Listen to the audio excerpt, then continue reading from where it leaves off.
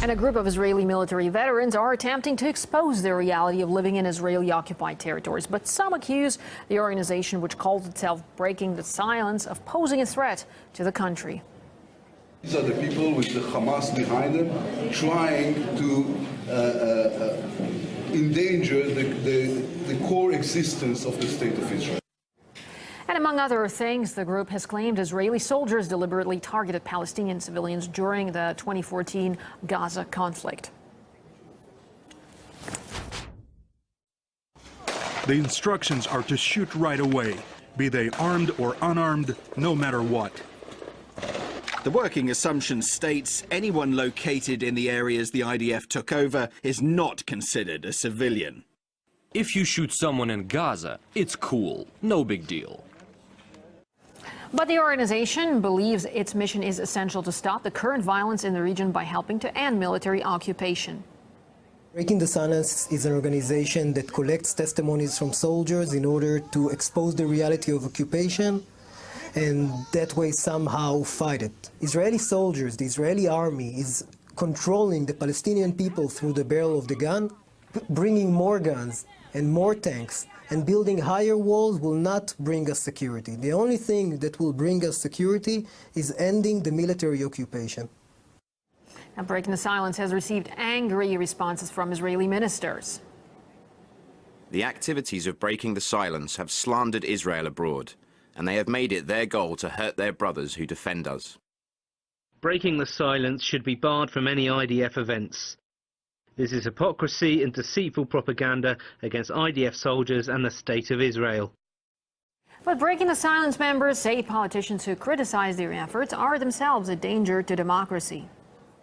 The Israeli government, the Israeli institution are doing everything in their power in the last days and maybe even in the last months in an attempt to silence us, and not just us, other human rights organizations, other bodies that are operating among the civil society in Israel, and obviously they just delegitimize human rights organizations and maybe even the entire left wing in Israel, then obviously our democracy is threatened.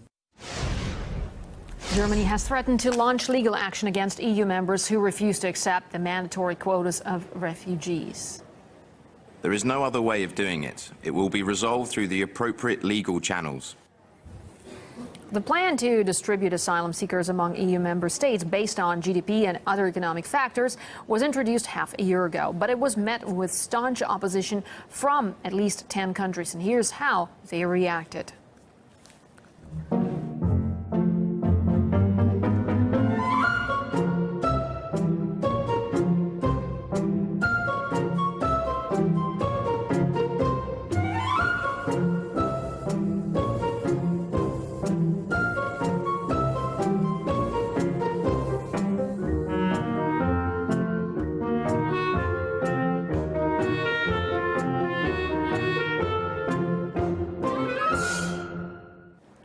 Despite the opposition, the quotas were approved in September, with the majority of EU members yielding to pressure from Brussels. Only the Czech Republic, Slovakia, Hungary and Romania spoke out against the plan, while the UK chose to activate its special opt-out clause.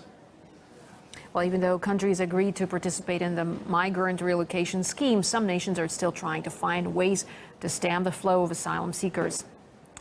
A draft law in Denmark wants to allow police to seize valuables and jewelry from migrants. And the authorities say they would use the money to pay for refugee accommodation. The move has already drawn comparisons with the actions of the Nazis who seized valuables from Jews during the Second World War. Other EU members have also devised ways to deal with the influx of asylum seekers.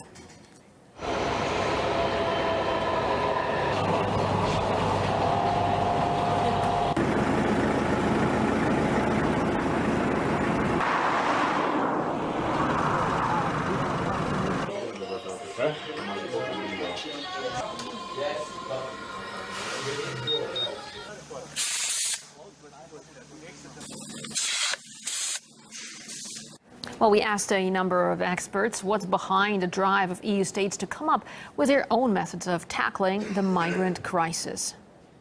Main reason is, of course, to make it more difficult and less attractive to come to Denmark. It's a way of trying to stop people coming or to make people avoid Denmark. What Sweden is doing now is actually making other kinds of legislations, like taking the identification paper from people coming to Sweden and also making it more, difficult to get an asylum in Sweden. Those countries are in a trap.